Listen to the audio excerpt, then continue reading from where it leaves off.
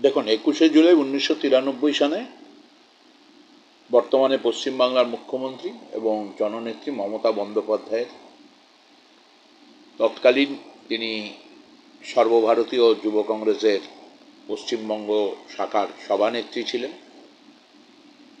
তার নেতৃত্বে বাংলায় তখন বামফ্রন্ট সরকার ক্ষমতায় ছিল।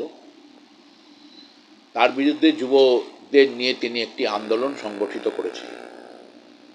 তিনি যখন ওই আন্দোলন সংগঠিত করেছিলেন তখন তিনি যুব কংগ্রেসের সভাপতি ছিলেন, সভানেত্রী ছিলেন। সেই আন্দোলনে বাংলার বহু প্রান্ত থেকে, একেবারে উত্তর বাংলা থেকে শুরু করে, দক্ষিণ বাংলা থেকে শুরু করে, মেদিনীপুর থেকে শুরু করে, সাগর থেকে শুরু করে, দার্জিলিং থেকে শুরু করে, পাথর প্রতিমা থেকে, সব ব্লক থেকে যুব কংগ্রেসের ছেলেরা সংগঠিত হয়েছিল। মমতা বন্দ্যোপাধ্যায় সেই দিন একদম প্রথম সারির নেতৃত্বে আন্দোলন দিচ্ছিলেন। প্রথমে পুলিশ লাঠি চালায় এবং টিয়ার গ্যাস, পরবর্তীতে নির্বিচারে গুলি চালায়। তৎকালীন পশ্চিমবাংলার মুখ্যমন্ত্রী ছিলেন জ্যোতি বোস। জ্যোতি বোসের নির্দেশে এবং সিপিএমের আলিমুদ্দিন স্ট্রিটের নেতৃত্বের সাথে একটা বোঝাপড়া আলোচনা করেই এই আন্দোলনকে মমতা বন্দ্যোপাধ্যায়কে দমন করবার জন্য সংগঠিত করা হয়। পুলিশ নির্বিচারে 13 জন যুব কংগ্রেসের কর্মী শহীদ হন। সেই শহীদ দিবস হিসেবে মমতা বন্দ্যোপাধ্যায় প্রতি বছর 94 সন থেকে ভিক্টোরিয়া হাউসের সামনে শহীদ দিবস পালন করে আসছে। বাংলায় যখন 2011-তে পরিবর্তন হয় তখন মমতা বন্দ্যোপাধ্যায় এই শহীদ দিবসটা ব্রিগেড প্যারেড গ্রাউন্ডে বাংলার মানুষের জন্য উৎসর্গ করেছিলেন। ধীরে ধীরে ধীরে মমতা বন্দ্যোপাধ্যায় এই শহীদ দিবসটাকে একটা তৃণমূল কংগ্রেসের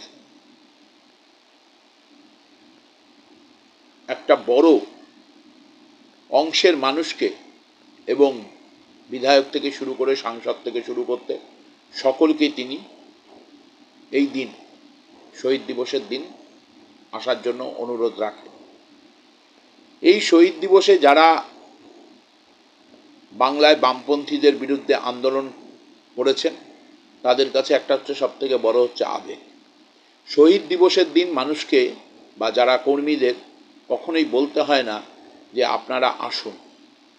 আমি মনে করি যারা বামপন্থীদের বিরুদ্ধে লড়াই করেছেন, সংগ্রাম করেছেন, তারা সকলেই শহীদ দিবসের দিন তাদের একটাই যাত্রা মুখ থাকে, ধর্মতলা চলুন।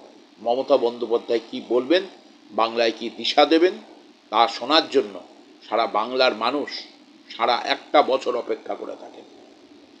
আর মমতা বন্দ্যোপাধ্যায়ের রাজনীতি, আমাদের তৃণমূল কংগ্রেসের বহু পালাবদলের সাক্ষী হচ্ছে 21শে জুলাই। পশ্চিমবাংলার তৎকালীন মমতা বন্দ্যোপাধ্যায় যখন যুব কংগ্রেসের সভানেত্রী ছিলেন তখন তৎকালীন সভাপতি ছিলেন প্রাক্তন প্রদেশ কংগ্রেস সভাপতি সৌমেন মিত্র।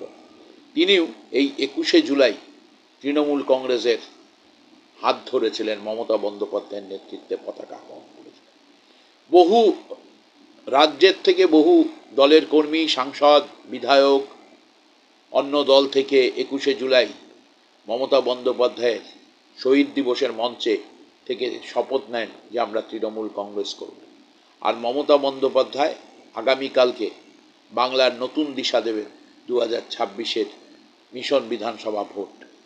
আমরা যে ভোটে নির্বাচিত হয়েছি, 29 জন সাংসদ পেয়েছি, মমতা বন্দ্যোপাধ্যায় সেই সাংসদরাও উপস্থিত থাকবেন আমাদের সকলের অত্যন্ত প্রিয় কাছের মানুষ, সুবক্তা, সর্বভারতীয় তৃণমূল কংগ্রেসের সাধারণ সম্পাদক, ডায়মন্ড হারবার লোকসভা থেকে বিপুল ভোটে সাংসদ নির্বাচিত হয়েছেন শ্রী অভিষেক বন্দ্যোপাধ্যায়। তারুণ্যের প্রতীকের জন্য বক্তব্য রাখবেন। যারা তরতাজা বাংলার যুবক, যারা আগামী দিনের আন্দোলনের হাল ধরবেন তাদের উদ্দেশ্যে তিনি বলবেন। সর্বোপরি উপস্থিত থাকবেন বর্তমানে যুব তৃণমূল কংগ্রেসের সভানেত্রী, যাদবপুর লোকসভার সাংসদ, আমার আপনার অত্যন্ত সকলের প্রিয় মানুষ যে মানুষটি হয়ে উঠেছেন সায়নী ঘোষও মঞ্চে উপস্থিত থাকবেন, থেকে তিনি সভাপতিত্ব করবেন এই আন্দোলনকে, কালকের শহীদ দিবসকে। অনেক কালকে জায়গা থেকে মানে মন্ত্রীরা আসবেন, কি বলবেন সেই নিয়ে? অনেক রাজ্য থেকে। কালকে অন্য রাজনৈতিক দল থেকেও আমাদের দলে যোগদান করবে, বিভিন্ন পাড়া থেকে, বিভিন্ন অঞ্চল থেকে, বিভিন্ন ব্লক থেকে, বিভিন্ন বিধানসভা থেকে। কালকে অনেক মানুষেরা মমতা বন্দ্যোপাধ্যায়ের আন্দোলনকে এবং বাংলার যে উন্নয়ন তিনি করছেন সেই উন্নয়নকে সামনে রেখে কালকে তারাও জয়েন করবে বিভিন্ন জায়গায় বিভিন্ন পর্যায়ক্রমে। জনসভাও কি এবছরও রেকর্ড করবে বলে মনে হচ্ছে?